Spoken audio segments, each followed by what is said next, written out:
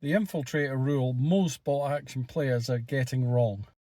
So in this video, what infiltrators actually do, why the start of the game phase is a tactical mini-game you're already losing, and the transport trap that will cost you games until you know it exists.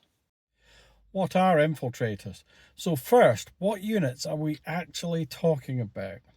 Infiltrators covers a specific group: spotters, forward air observers, forward artillery observers, snipers, and any other unit that has the infiltrator's special rule listed on its datasheet. And if you're not sure whether your unit qualifies, check page 120 in the version 3 rulebook. The flavour here is deliberate. These units are trained to move ahead of the main force, like scouts and snipers, the guys who were already in position before the battle started, and version 3 mechanically represents that through 3 distinct rules, and most players only ever read one of them. The 3 things you need to know: the cover save benefit, the start of the game deployment minigame, and the transport interaction. We're going to go through all 3. But we're starting with the one that most players have literally never played correctly. The start of the game minigame. And this is where most people get it consistently wrong.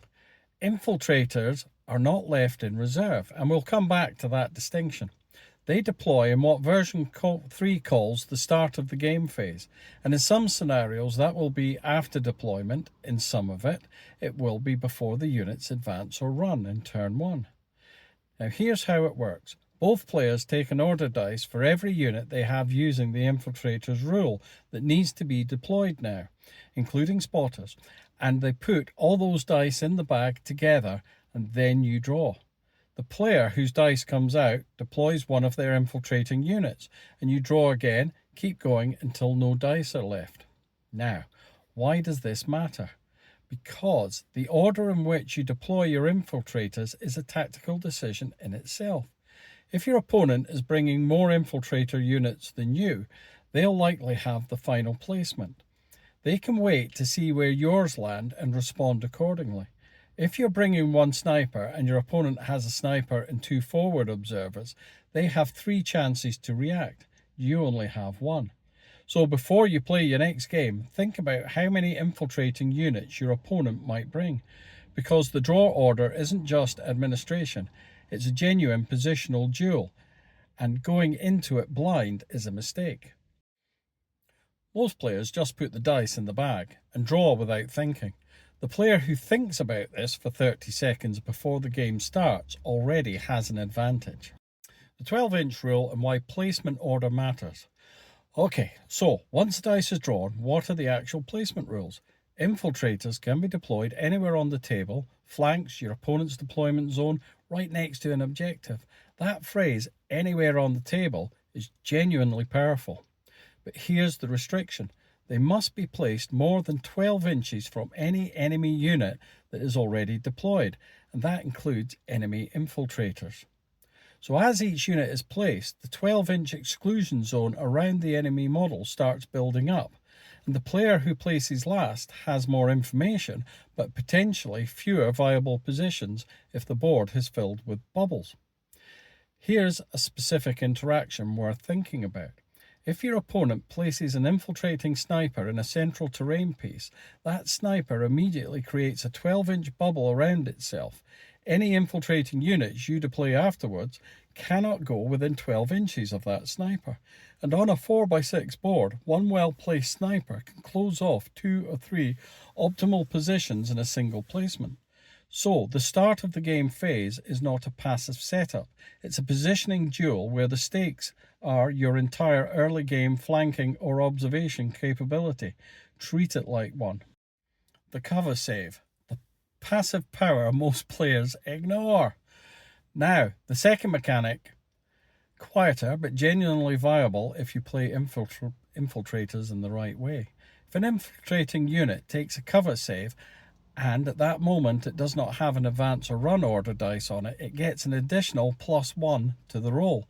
So if you remember one thing from this video, remember this about the cover save. It only works when your infiltrators aren't moving. That's version 3 rewarding the thematic behaviour of these units. A scout in a building holding position watching is a unit harder to shift. A scout sprinting to a better angle, they lose the benefit, and in that moment they're most exposed. That tactical implication is real. Infiltrators deployed into solid cover in the start of the game phase and then left on an order other than advance or run are difficult to dislodge. The +1 to the cover save stacks with whatever terrain is already there. Heavy cover plus the infiltrator bonus is a meaningful defensive profile. And this is where most people get it consistently wrong. They move their infiltrators on turn 1, either chasing a better firing position or getting jumpy under pressure. The moment you put an advance order on that unit, the cover bonus is gone. You've traded the thing that makes them hard to remove for a wee bit of extra movement. The discipline with infiltrators is place them well at the start of the game. Put them where the +1 matters and then commit. The bonus rewards patience, not aggression. Okay, so quick break. If you're finding this useful and you want all the key rule breakdowns as they come out, just like and subscribe down below while you're at it. And if you want a game plan sheet I use for building and prepping lists, just put game plan sheet in the comments and I'll send you a copy. The reserve mistake. Okay, back to something I flagged at the start. The reserve distinction, and this one matters. Infiltrators only get their special deployment if they're not left in reserve. If you have an infiltrating unit in reserve for a flanking move or for a tactical hold, whatever the reason, they lose the special deployment rule entirely. They arrive as normal reserves, no start of the game placement, no anywhere on the table, nothing. Treated just like any other unit waiting off the board. And this is the single most common mistake I see with this rule. A player has a sniper or a spotter, puts them in reserve thinking I'll bring them on when I need them, and then wonders why the infiltrator rule doesn't do anything for them.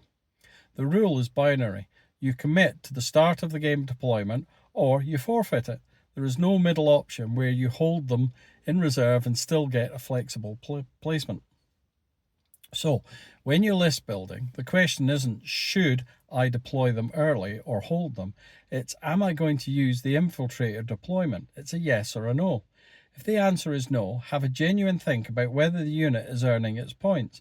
Because for most infiltrating unit, snipers, spotters, forward observers, scouts, the start of the game placement is the entire reason you're paying for them. Okay, the big gotcha, the transport trap. And now the one that generally catches people out. Here's the scenario. You've purchased a transport vehicle for a unit of infiltrators. Perfectly legal in version 3. And when you're building your list, it makes sense. Get them into position faster. Give them some mobility in a scenario with a lot of ground to cover. But here's what the rule actually says.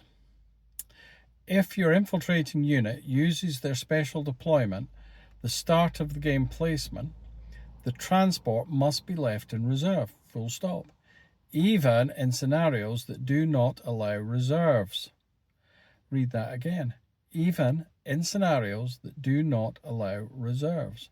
So when you're playing a scenario with no reserves, your infiltrators deploy on the board at the start of the game exactly as planned. And your transport, it's in reserve. The rulebook's explanation is straightforward. It is assumed that the transport dropped the infiltrators off beforehand and then moved back to a safer position. Thematically, that holds up. Mechanically, it means the transport is a dead purchase if you're planning to use the infiltrators. The lesson is simple. Don't buy transport for an infiltrating unit unless you've consciously decided you won't be using their special deployment. You can't have both. It's one or the other. This is one of those rules interactions where the text is completely clear, but because it's buried in a paragraph that most players skim past, it catches people out from time to time. Now it won't catch you out. So let's start to bring this all together. 3 things you need to know about infiltrators that most bolt action players don't. Okay, 1. The start of the game phase is a tactical minigame. The draw order determines who places last, and whoever places last has more information. That matters. Go into it with a plan. 2. The cover save bonus only works when your infiltrators aren't moving. Place them well in the start of the game phase, commit to holding position, and the +1 earns its keep. Now 3. The transport trap. If your infiltrators use their special deployment, the transport goes into reserve, even in no reserve scenarios. Don't pay for a transport. And the rule beneath all of this: if you leave infiltrators in reserve, you've forfeited the entire rule. They arrive like anyone else. Now that's infiltrators in version 3. If this cleared something up, or if there's a rules interaction you're still not sure about, drop it in the comments. Love to hear from you all. And why not like and subscribe down below while you're at it to be instantly updated when we go through and put up the next video. Take care, guys, and we'll talk to you again soon. Bye.